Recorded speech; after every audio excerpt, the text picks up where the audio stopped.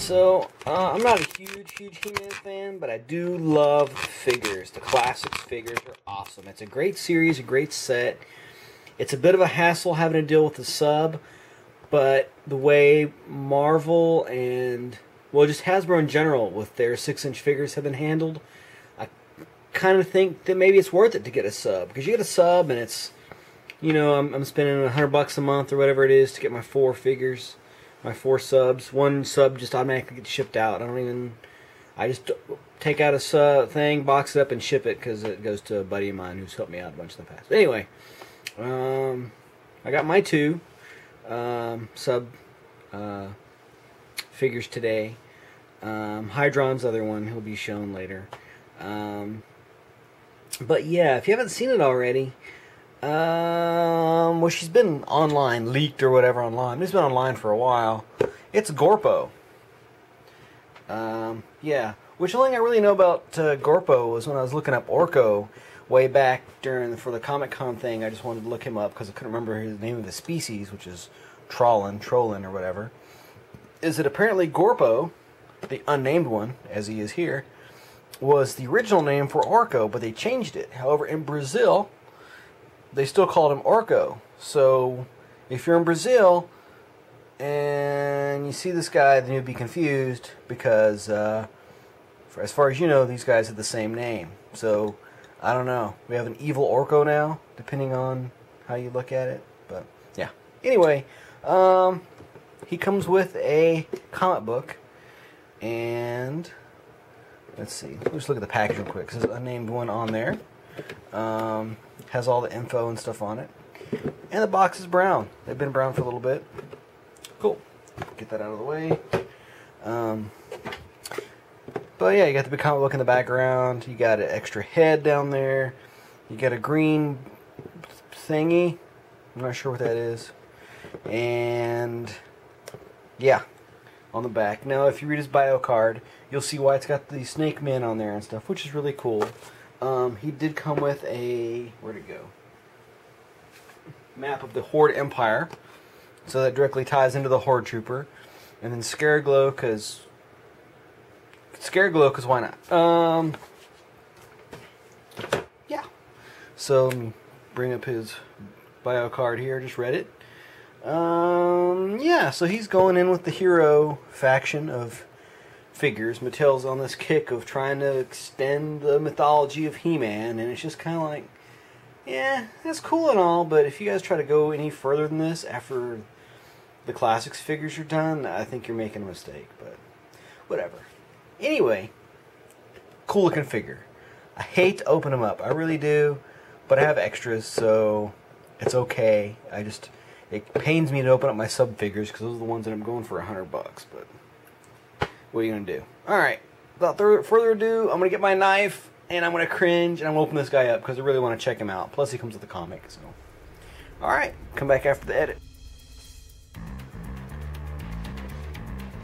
I don't want to do it. I don't want to do it. I don't want to do it. Alright, first thing we're going to talk about is the mini-comic, which was actually pretty awesome. I didn't read every single word on every single page. I kind of skipped through and read this, read that. But, yeah, pretty much He-Man, the New Adventures He-Man turns into the laser power He-Man, which is cool. They're on their way to fight Horde Prime. They join forces with Skeletor, and this is all like New Adventures style. Some cool art. They squeeze in a bunch of characters and everything. It's written by Scott Nylick, who's the brand manager for Masters, if you guys don't know. And yeah, it's pretty cool. Actually, He-Man and Skeletor have their final battle in their laser forms. And yeah, he beats Skeletor, and he separates into Skeletor, or actually Kildor and Demo Man, which is awesome. Hopefully this is in the thing. And it's got King He-Man in the background there, and Sir Laser-Lot. And then if you look, you got Gorpo right there. Pretty neat little piece of art and everything. And then it shows Skeletor getting resurrected. It shows a bunch of the cosmic dudes here. Don't know who she is. That's pretty neat though. Yeah, So I just showed all my master's ignorance, but it's still awesome. I'm actually, if the New Adventures was like that, I would totally watch it. I bought the first DVD and couldn't get past that first disc, man. It was so bad. But yeah, I wish this was a full-size comic now. I mean, yeah, I've got the other ones, which I think there's only 4 other ones. I could be wrong. This is the first mini comic we got. I don't remember anybody that this came with. That's the first one. The second one, Hero Unleashed. The second Ultimate Battleground, which is the third one. This came with the, did this come with, Spirit of Hordak? I don't remember. I don't think he did. I think it came with somebody else. But, yeah, pretty cool. And then finally, this one. So, yeah, mini comic. It's probably worth $5. I've seen them for sale for $10. I think if I didn't have another way of getting one, or you just did not want to open your Gorpo, but you really wanted the comic, like you're a huge New Adventures fan, I could see somebody paying $10 just for the comic. So he came with a comic, plus he came with the map, which I've yet to unfold. Most of my maps I haven't unfolded, but this one I'm kind of curious to see what it looks like. Yeah, that's kind of neat. It's like a, you know what, let's just throw this on the floor. And then I'll just kind of swing the camera down like that. But it's kind of neat. You got Eternia and her moons, the known planets, systems in the Horde Empire, from the notes of Zodak Zur and Tilana. But it shows all the planets and everything. So I don't know how much you can see on there, but there's Eternia and the battle planet. And where's Trolla at? There's the Horde world over here. But that's cool. That is almost frame worthy. If I had all kinds of room and didn't have a bunch of other stuff I wanted to get frame ahead of this, I'd probably get this framed Robotica. Where's Trolla? Was it not part of the Horde? The laser gate. Maybe I'm overlooking it. I'm sure somebody's seen it if it's on here. Yeah, but anyway, pretty cool. Not bad. So yeah, he came with a lot of cool stuff. So let's get back to the news. And here we have Gorpo, which looks like Orko went and raided Skeletor's closet. Especially when you have the other head on. But here's the alternate head. Has like a little skull on it. There's yellow eyes in there. His little blacked out trolling face underneath there. Has a bunch of little earrings in and stuff, same as the regular head. Take a look at his wand real quick. Kind of neat. Has a little jewel there in the middle. Here, we'll use the background there. But yeah, it's got a little jewel. It's pretty transparent. Whatever you change, you can kind of see through it, how it's picking up the color of the castle in the background. Pretty neat. Apparently this was made in China. But yeah, pretty cool. Little staff. His one hand can totally grasp it. And the other hand kind of cradle it, or like I had in the still pictures there, is it can go out and be casting spells and stuff with that hand.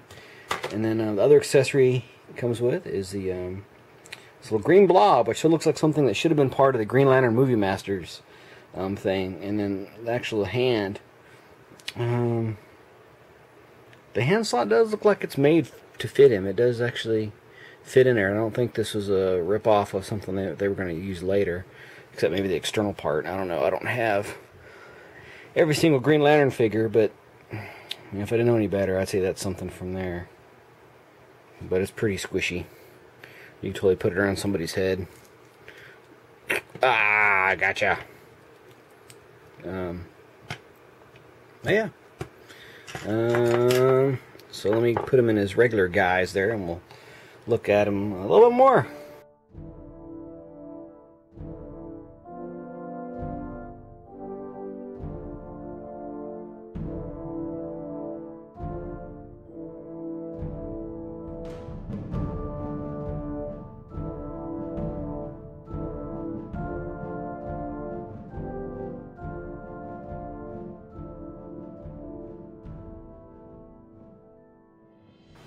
little Gorpo's accessories there. You have his green blobby thing, which is kind of rubbery. You got his magic wand, extra head, flight stand, and all that. There's Orko there. Just to compare the wands real quick. Got that one there. And they're not going to focus now because there's so much cool stuff in the background, but there you go. Kind of see that they're similar in design a little bit. Somewhat. But yeah, it's kind of like a powered up evil version of Orko. Put this down here. But yeah, Gorpo. I'm glad I opened him up. I really am. That's a really cool little figure. A lot of nice paint apps. A lot of cool accessories. Hopefully he stays in focus there. But yeah, it looks like a little, like I said earlier, looks like a little Skeletor trolling. Has like a purple hood and has like the Skeletor looking shoulder armor on. So that's kind of funny. Articulation, he's got like a ball jointed head, but it's kind of hindered by the way the hood is made and everything. But you know, you can still get a lot of posing out of him. Has like the ball jointed, ball hinge, whatever, shoulder, and it's hindered by the armor there. You have like the swivel hinge, ball hinge, elbow bicep thing there. Then you have like a forearm swivel. It's not really a wrist swivel because it goes up in the sleeves a little bit there. And then that's it. That's all his articulation. He sits on top of the stand. You got the little hole there on the bottom. And just gotta plug him in. So yeah, nifty little figure. Is it a make or break for getting a subscription? Nah, not really. I don't think it really hurt them either way. If they'd showed him or not showed him, I don't think it would have changed the subs. It is cool getting this extra figure, which you pay for him up front, and then you get him later on. I don't know. It's kind of weird. Yeah. Kind of neat. Yeah, I don't know what else to say about him. The appearance in the comic books kind of really cements him with me. When I first saw the pictures online, I was like, that's a neat looking figure. But in person, it really does. It still looks neat. Really dig it. An evil Orko. That's totally awesome in my book. I'll have to go back and watch the Filmation episode where they went to Troll. And I know he wasn't in the Filmation. Other than the fact that the in Brazil, Orko is called Gorpo. But, yeah. You know what? I'm going to give this guy a 9. Because it comes with a lot of cool stuff and all that. It's not for everybody, which is cool. This is definitely a niche figure in a niche line. So it really narrows him down to a point as to who is going to want to collect him. You have the completists. And then you're going to have like the Masters mega fans. Those are going to be your two guys who are really going to want this figure. Aside from that, it's going to be guys who are going to be investing in the toy line. So the sub figures have held their value and gone up and down a little bit. I mean, Shadow Weaver was like around $250. Now she's probably closer to like $150, $175. Wondar was like $120 or so for a while. Now he's down to like around $60, between $60 and $80 for the most part. The King He-Man's been like around a $50 to $75 figure. Who else did we get? Wondar. Pre-Eternia Disguise He-Man's been the lowest, even though he comes with the movie Cosmic Key. He's part of the hero storyline kind of thing, where he goes back in the past as He-Man and all that. But I think he's been around 40 to 60, something like that. And that's what this guy's going for. He's going for about 50 to 60 bucks. It's kind of hard to put a price on the sub figures, because you really take that chance on not knowing what it is you're going to get, and you put all that money into the sub, and then you get the figure that nobody else gets. He's never sold day of, and all that. So, yeah, I'll give him a 9. He's not bad. Out of all the sub figures, he's probably my, I'd say, third favorite. My first favorite being Wondar, which may not be everybody's favorite, but I remember I vaguely remember the mail away thing, and nobody's been able to confirm it or find anything. But I swear I had the little coupon forever, waiting for it to, waiting to be able to mail it off, and I just never did. And I wish I'd kept it, but I'm sure it got thrown away when I was really young. And then Shadow Weaver, and then this guy. So, yeah.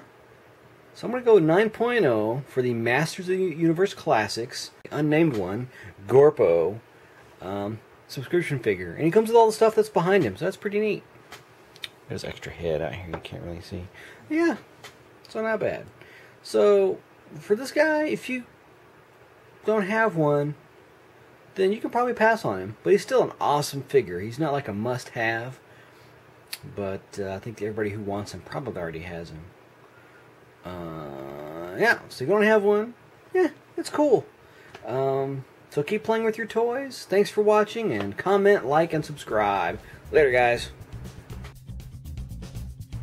As a quick note here, one thing to show you guys is they vastly improved the Orko stand. I think they use the same stand for the Triclops' drone, and I'm not sure who else uses this. I know they have similar ones in Ghostbusters, but just between the Masters figures, they really improved it. It's a lot bigger and way more stable now, so kind of wish Orko had that one, but he still stands okay. I have no problem with him falling over. But there you go. One more thing about the pretty cool Gorpo. Cool. Gorpo.